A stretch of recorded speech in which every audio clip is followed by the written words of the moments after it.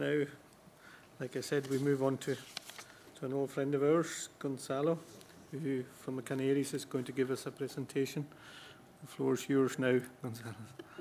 Good afternoon, ladies and gentlemen. First of all, before I begin, I would like to excuse the absence of my president, the president of ITC, and at the same time regional minister of energy of the Canary Islands government, who is very enthusiastic about ILPACT and would have liked to share this moment with you. So, I'm sure most of you are familiar or aware about the technical barriers that hinder the massive deployment of renewables in islands, particularly of electrical origin. Besides these technical barriers, there are also some regulatory barriers, because most of the things that we are thinking about on islands have never been done before, talking about massive renewable energy storage. And this is the origin of barriers of financial type. The biggest financial barrier is the high capex of renewables, and this is why we within ILPACT project we have been responsible for that task, bankable projects. Nicolas have already talked about it. We had the job in coordination with the other island regions to identify projects. So we have detected 92 possible bankable projects, and out of this we have selected 54. This was more than reflected in the work plan. Then we have done a thorough analysis of the projects. We have tried to estimate the profitability in terms of the typical financial parameters, payback, net present value, and internal rate of return. We have also assessed positive externalities. We have tried to monetize the value in terms of social benefit of the project. And then we have come up to possible public supports for each project. So what projects have we identified as bankable? We have identified generation projects. Most of them have been generation projects. Generation together with renewable energy storage, renewable energy distribution, so microgrids, microgrid projects, also energy efficient projects, and also projects related to the demand. No? So we have particularly assessed projects which have considered manageable loads, which we think in islands have very promising perspectives, like electric vehicles or water desalination. You know, in the Canary Islands, 15% of our electrical consumption goes to the water cycle, and 10% approximately is consumed in water desalination plants. So we have, this is the list of the projects, including also the Baltic Islands, and as I said before, we have analyzed in detail 54 of them. So this bankability index, which also Nicolas mentioned before, is an indicator that expresses the percentage of public support needed for each project. Now we have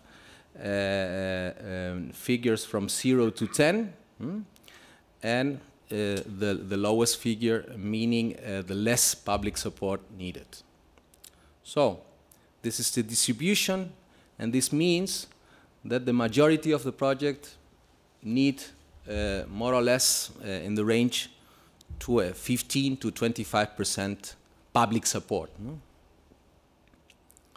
So now we come to projects in the Canary Islands. So La Graciosa is a small island in northern of Lanzarote. we have tackled this project. I will talk a few minutes about it, because we have a big R&D activity in distributed generation, particularly high renewable energy microgrids with high renewable energy penetration. And this has we have a previous experience in our facilities in Gran Canaria. We have an experimental microgrid as one of the few existing in Europe, with different types of generators, of loads, of energy storage devices. And this has led us to think about La Graciosa 100% renewable energy. And we have selected it for this bankability analysis. There are less than 700 inhabitants in La Graciosa. It's connected to Lanzarote with a cable and a pipe. So it's an excellent object to show the possibility of selling electricity from smaller island to the bigger island. So Felipe has already talked in the morning about Samso, this 177% renewable energy production. And here we want to set up a microgrid with energy storage, with a desalination plant, so the possibility also to sell electricity, to sell water from the small island to the big island, and a week of electric vehicles. So this is an example of the work we have performed for each of these 54 projects. We have analyzed the electrical loads, the daily consumption curve, all the renewable energy resources. We have simulated the possible technical solutions, and we have come up to the most important numbers of figures. The total cost is the present value of the costs through the 20 years span or lifespan of the project. Okay. Then the public support is expressed in the same terms, and the IRR of this project, of this specific project, for instance, is 12.4%. So this is an example of these deep or these thorough studies that have been carried out for the 54 proposals. So here, and talking about public-private partnership, here we have involved Endesa. You know, Endesa in the Canary Islands is a generator, the biggest generator, but is the only distributor in the island. So it's necessary also to count with Endesa. And we have begun with them to do the first studies. Endesa is very interested in supporting electric vehicles, no? And what the first thing we have done is, or Endesa has done, is in this 300 houses on La Graciosa has already installed smart meters. The next step will be to develop the microgrid. We are in Spain and in the Canary Islands waiting for an energy reform, so we don't know exactly here what will happen with the possible economic models of exploitation of this system, but at least we are together with a distributor developing different types of solution. We will come to a final solution hopefully soon in the coming months.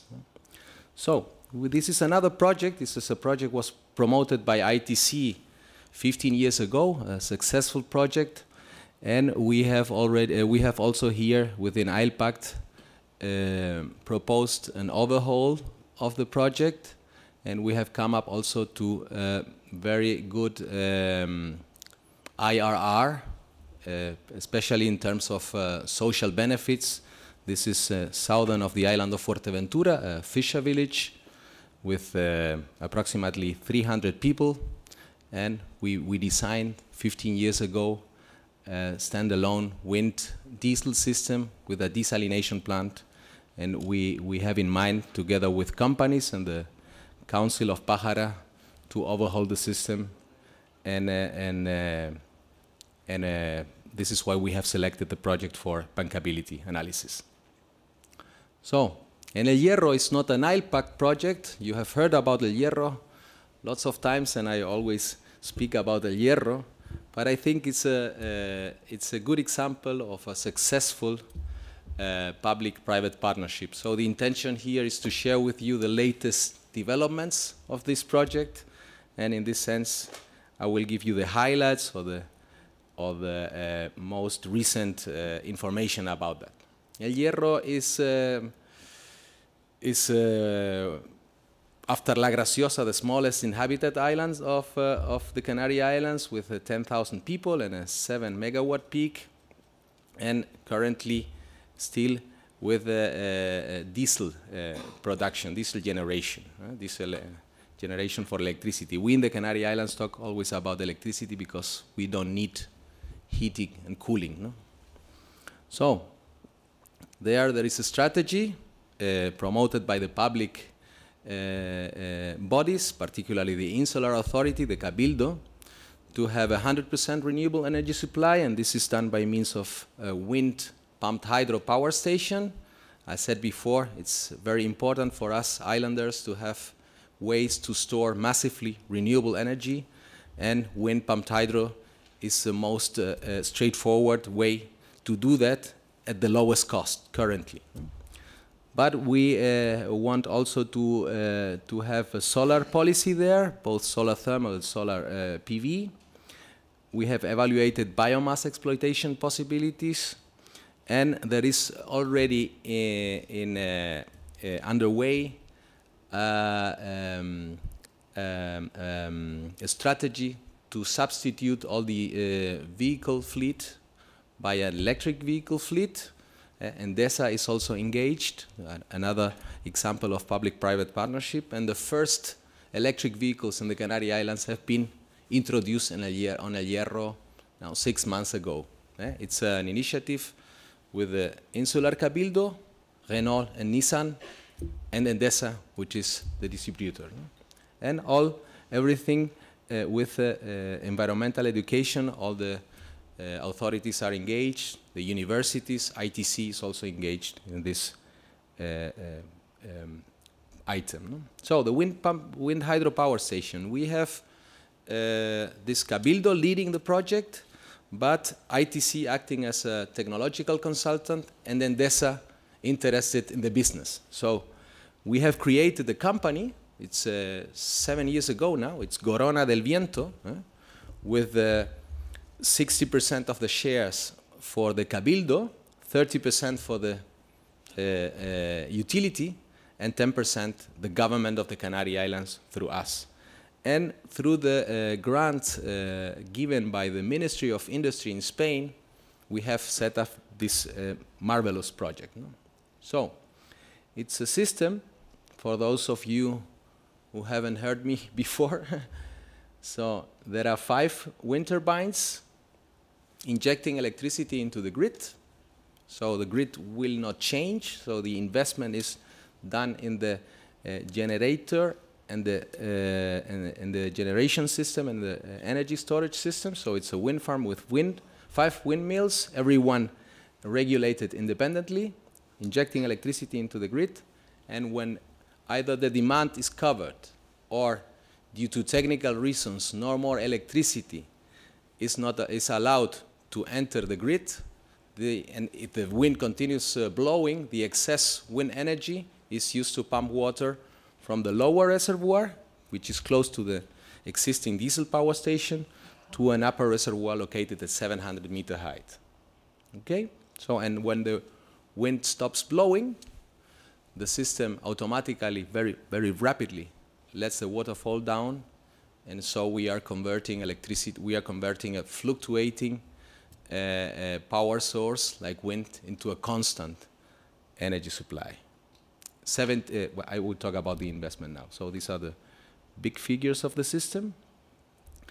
And here we have had, talking about this public-private partnership, not only the constellation of the company, we have had a grant, because it's the first project of this kind. We have had a grant of 50% of the CAPEX provenient from the government in Spain. So from 70 million euro is the total investment, and 35 million has been given from the Ministry of Industry through IDAE. So an example of how a very innovative project could be set up. And here some pictures about the installation and the components. This is the windmills erected this year in February. The upper reservoir, it's a natural crater which has been emptied and waterproofed. Okay, so that you get an idea, these are cars here, so it's a big thing, no? The pipes. This is the electrical substation, where close to the pumping station. The turbines, 4 turbines of less than 3 megawatt each, with flywheels, which allow a very fast regulation of the control. The lower reservoir, the pumping station with 6 pumps of 500 kilowatt and 2 pumps with 1,500 kilowatt each, with frequency converters and so on.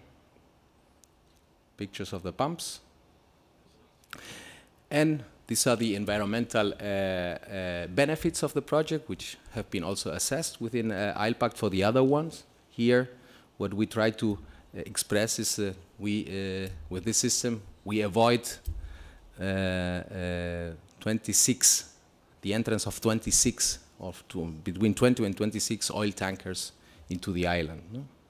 So furthermore, there are other projects ongoing in the islands, particularly related to storage of renewable energy, promoted by both the generator and the TSO. And we have not only pumped storage devices to store excess wind energy. We want to rely heavily on wind energy in the Canary Islands. We have the goal of having 30% in the short term coming from renewables, most of them wind. We have not the pumped storage, but we have also some new battery systems that are going to be installed this year. Next year, we are in November now, we hope to have in the first quarter of 2013 the first big batteries, 1 megawatt, 2 megawatt redox batteries. So the conclusions are more or less clear. So we think public-private partnership is needed to promote renewable energy projects and energy efficiency projects in islands. And we have to highlight for these projects the positive externalities, and we have to highlight also the vision that the island are these laboratories for new ideas, new projects that can be replicated afterwards in continental territories. So, thank you very much for your attention. Thank you.